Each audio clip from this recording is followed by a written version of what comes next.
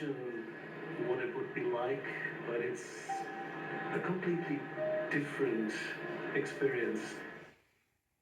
The artist has been active in conceiving, writing, and producing plays with his wife, Heike Tag.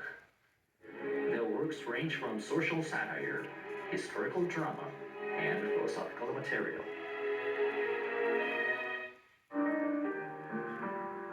For the past few years, Goldberg and his collaborator have been immersed in a special piece featuring this piano. Made in America, the instrument belonged to Kawamoto Akiko, who was born in Los Angeles in 1926.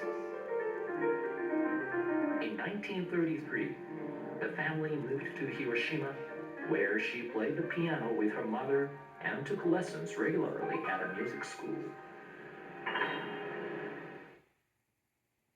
But her musical career was silenced on August 6, 1945.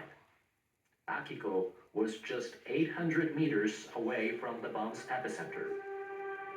Though she made it home, she died the next day, just 19. Her beloved piano was damaged in the blast. Glass shards remain embedded in its left side.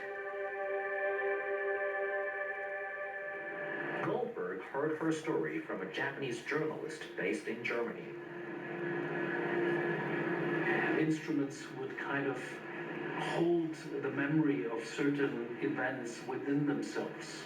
Akiko's piano, it was very instantly clear that we would want to follow that path and try to tell the story of Akiko and include that in the play.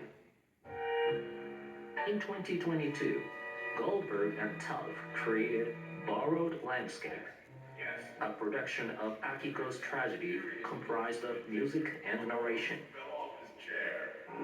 White light, a flash, so bright as if the sun has fallen into my head.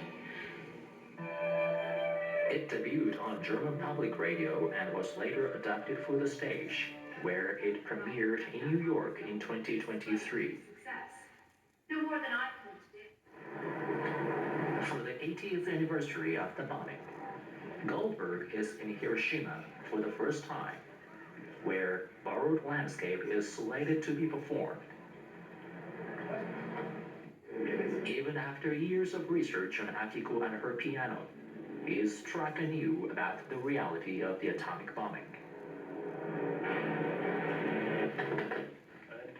He is allowed access to materials that are kept in storage. Akiko's diaries.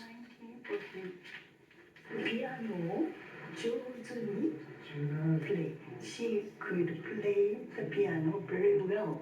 This passion for the piano that she would write about it again and again, and it is such an important part of her life. Piano. Accompanying him is Futakuchi Tomie, who runs a group that acts as guardian to Akiko's piano. For a time, she lived in the same neighborhood as the girl's parents, who had held onto the piano. And this is how she first came to learn about Akiko, more than half a century after her death. I want to realize Akiko's wishes in some way, and that is what has kept me going. And through her group, she has done just that, organizing concerts and peace talks across Japan for the past 20 years.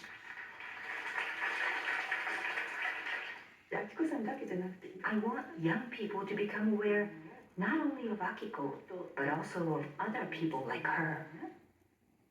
Akiko started keeping a diary from age 6. Early entries show a bright girl fond of her family and her piano. But as the war progresses, her tone slightly shifts. January 3rd, 1942. The Imperial Army has captured Manila, the capital of the Philippines. Such joy. Fallen, fallen, Manila has fallen. February 17th.